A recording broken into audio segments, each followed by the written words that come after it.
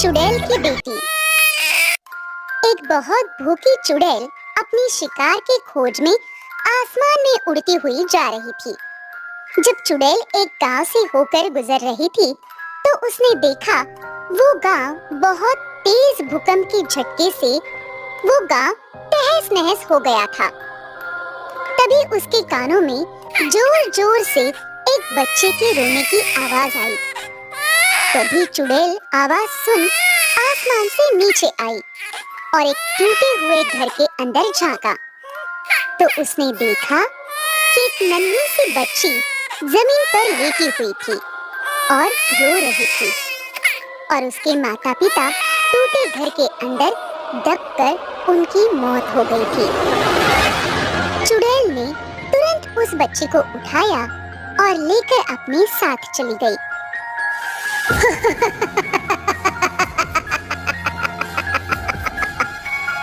आज बहुत अच्छी शिकार हाथ लगा है। आज तो मैं इस बच्ची को खाकर ही अपनी भूख मिटाऊंगी। वाह, आज तो मजा ही आएगा। कितना स्वादिष्ट मांस खाने को मिला है। तभी चुड़ैल खुशी खुशी नन्ही बच्ची को लेकर अपनी गुफा में आ गई और फिर उस बच्ची को गुफा के कोने में रख दिया। बच्ची को जब तक चुड़ैल ने अपनी गोद में रखा था तब तक बच्ची चुप थी, लेकिन जैसे ही बच्ची को गोद से उतारा वैसे ही बच्ची जोर जोर से रोने लगी। अरे, क्यों रो रो कर मेरा दिमाग खराब कर रही है? आज रात को मैं तुम्हें खाने ही वाली हूँ। चलो जल्दी से चुप हो जाओ। तो इस तरह जब भी चुड़ैल बच्ची को अपने से अलग करती थी तो बच्ची रोने लगती थी।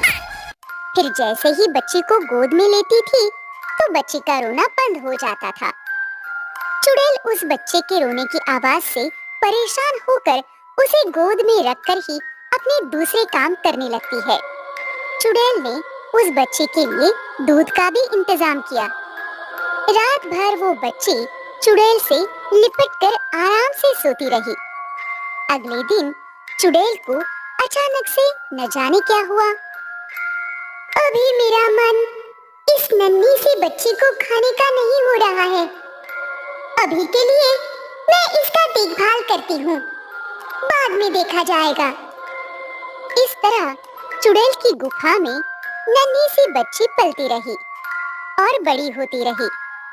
चुड़ैल को भी न जाने क्या होता जा रहा था। धीरे धीरे उस बच्ची को देखे बिना वो नहीं रह पा रही थी। बच्ची की देखभाल में उसने दिन रात एक कर दिए थे। उस चुड़ैल ने उसका नाम माया रखा था। माया के लिए चुड़ैल ही उसकी माँ थी। माँ, मैं आप लोगों से अलग क्यों दिखती हूँ? चलो छोड़ो माँ, आप ये बताओ कि आप मेरे से कितना प्यार करती हो? चलो, आप जितना भी करते हो, मैं तो आपसे बहुत ज्यादा प्यार करती हूँ। ये बोलकर लड़की चुड़ैल माँ से लिपट गई। तभी चुड़ैल के आंखों में आंसू आ गए। इधर दूसरी गुफा की चुड़ैल इस बात से बहुत गुस्सा थी कि कैसे एक इंसान की बेटी चुड़ैलों के बीच पल सकती है। इस लड़की को मार दे तू, नहीं तो हम ही लोग इसे मारकर खा जाएंगे। किसी की इतनी हिम्मत कि कोई मेरी बेटी की तरफ हाथ उठाकर भी देख ले। उस दिन तो वो दूसरी चुड़ैल चली गई, लेकिन इस चुड़ैल को मालूम था कि वो लोग नहीं मानेंगे और मौका मिलते ही माया को वो मारकर खा जाएंगे। तभी समय का पहिया घूमा और माया बड़ी हो गई। अब माया बड़ी हो गई है, अब मैं उसकी शादी करवा देती हूँ। जब मेरी माया बेटी अपने ससुराल चली जाएगी तो दूसरी चुड़ैल माया का कुछ बिगाड़ नहीं पाएंगे।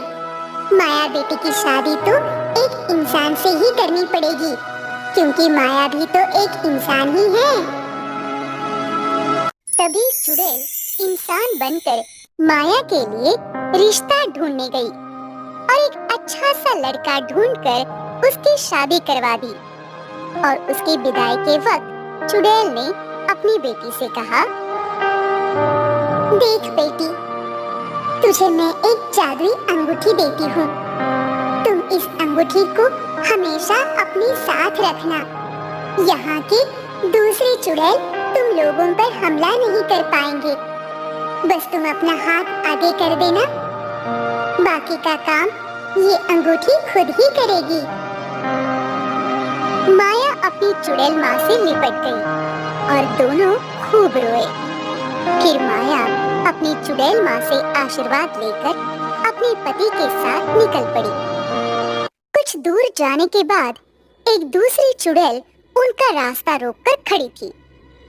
अरे वाह, शादी करके जा रही हो तो शादी के दावत में खाने को क्यों नहीं बुलाया? चलो कोई बात नहीं, हम यहीं पर तुम्हें और तुम्हारे पति को खाकर मौज मस्ती कर लेंगे।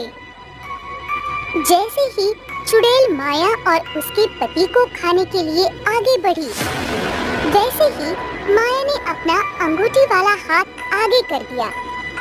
अंगूठी से बहुत तेज बिजली कड़की और चुड़ैल को बहुत जोर से झटका लगा और वो जमीन पर गिर गई। फिर वो चुड़ैल तुरंत उठकर भाग गई। इस तरह माया बिना किसी कठिनाई के अपने पति के साथ अपनी ससुराल पहुंच गई। फिर कभी भी दूसरी चुड़ैल ने उनको तंग करने का साहस नहीं किया। फिर इस तरह माया को जब भी अपनी चुड़ैल माँ की याद आती, वो बेखौफ होकर अपनी माँ से मिलने के लिए